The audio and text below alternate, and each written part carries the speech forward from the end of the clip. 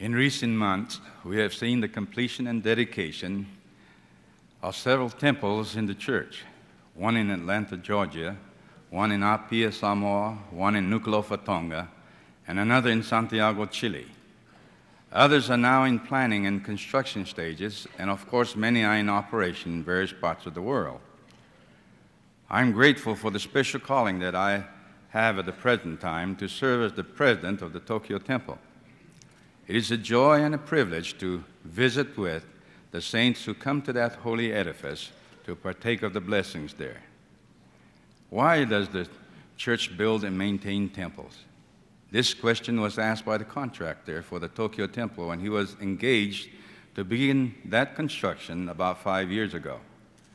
He noted that the Buddhist and Shinto religion in Japan build many shrines and temples, but this was the first time he had heard of a Christian church building a temple. Christian religions are noted for building beautiful chapels and cathedrals, but he had never heard of a Christian temple before. Of the many churches that professes Christianity, the Church of Jesus Christ of Latter-day Saints is the only one that builds temples. The contractor was told that the temple would be a sacred building, a holy house, where the glorious work of salvation for the living and the dead will be carried out, where baptism for the dead and other ordinances will be performed to bring about the joining of wife to husband, children to parents, for the living as well as for the dead, where families will be sealed together for time and for all eternity. The direction to the prophet Joseph Smith was clear when he received this revelation on August the 2nd, 1833, only 3 years after the church was organized, instructing that a temple should be built. Verily I say unto you that it is my will that a house should be built unto me in the land of Zion, like unto the pattern which I have given you. Yea, let it be built speedily by the tithing of my people. Behold, this is the tithing and the sacrifice which I, the Lord, require at their hands, that there may be a house built unto me for the salvation of Zion, for a place of thanksgiving for all saints, and for a place of instruction for all those who are called to the work of the ministry in all their several callings and offices, that they may be perfected in the understanding of their ministry, in theory, in principle, in doctrine, in all things pertaining to the kingdom of God on the earth, the keys of which kingdom have been conferred upon you. And inasmuch as my people build a house unto me in the name of the Lord, and do not suffer any unclean thing to come into it, that it be not defiled, my glory shall rest upon it. Yea, and my presence shall be there, for I will come into it, and all the pure in heart that shall come into it shall see God. But if it be defiled, I will not come into it, and my glory shall not be there, for I will not come into unholy temples. There were very few members of the church at this time, but they all greatly sacrificed, and the Kirtland Temple was completed and dedicated. The Lord appeared in glory and accepted the temple. Moses, Elias, and Elijah also appeared, each to commit his keys and dispensations. However, before the temple work could really begin, in the Kirtland Temple, the saints had to flee the attacks of mobs. The temple fell into the hands of wicked men, and as was stated in the Revelation, when it became defiled, it was disowned by the Lord. Efforts were made by the saints to build a temple in Missouri, but again they were forced to flee for their lives. Again, after nearly 5 years, the prophet Joseph Smith received the following revelation. For there is not a place found on the earth that he may come to and restore again that which was lost unto you, or which he had taken away, even the fullness of the priesthood. For a baptismal font there is not upon the earth, where that they, my saints, may be baptized for those who are dead.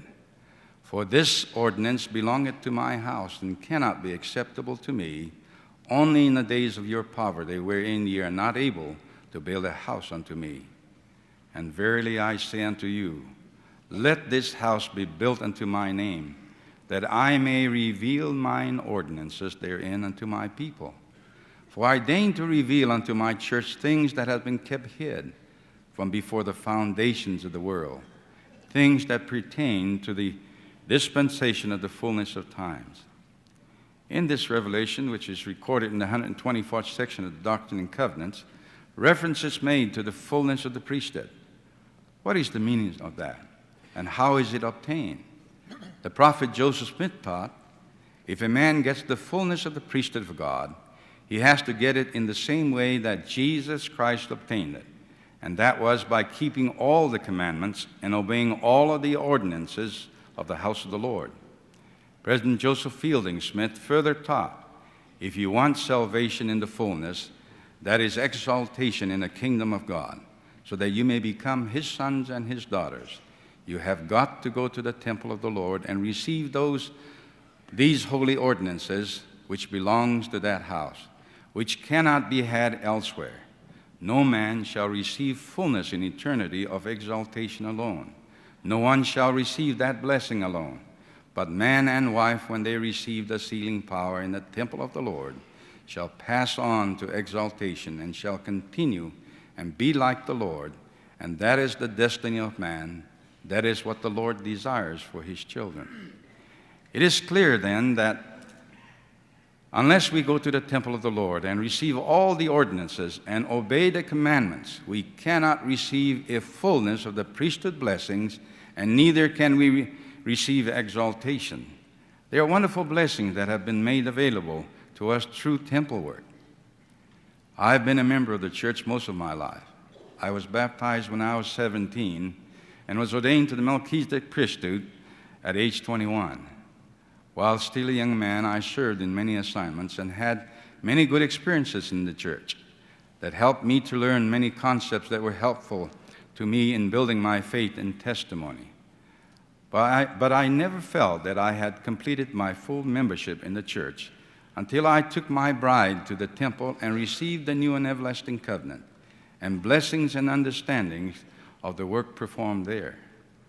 I was the first member of my family to be baptized in the church and thus had the responsibility to perform vicariously the temple work for my ancestors who did not have that opportunity to hear the gospel during their time on this earth. I also have had the responsibility to teach my children the gospel and to instill in their hearts and minds the importance of temple work. My wife and I have 4 children, the oldest of whom is married and has 2 children.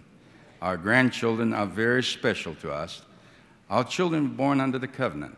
Our grandchildren have also been born under the covenant.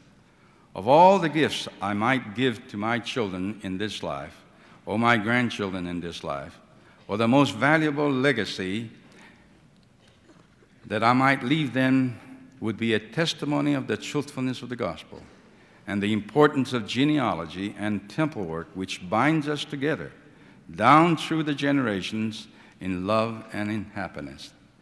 There are many people in the world who travel the great distances at great personal sacrifice to go to the temple. I know our Heavenly Father is aware of their righteous desires and blesses them abundantly for their efforts. Recently, a group came to the Tokyo Temple from Okinawa, 900 miles by plane. Among them, a young couple who had come to be married. It had required all the money they could possibly save to pay for their transportation, and there was nothing left for a wedding celebration or honeymoon. When those who accompanied the couple realized their plight, they dug deep in their own pockets and contributed what little they had so that the couple could have money for a delightful one-day honeymoon in Tokyo.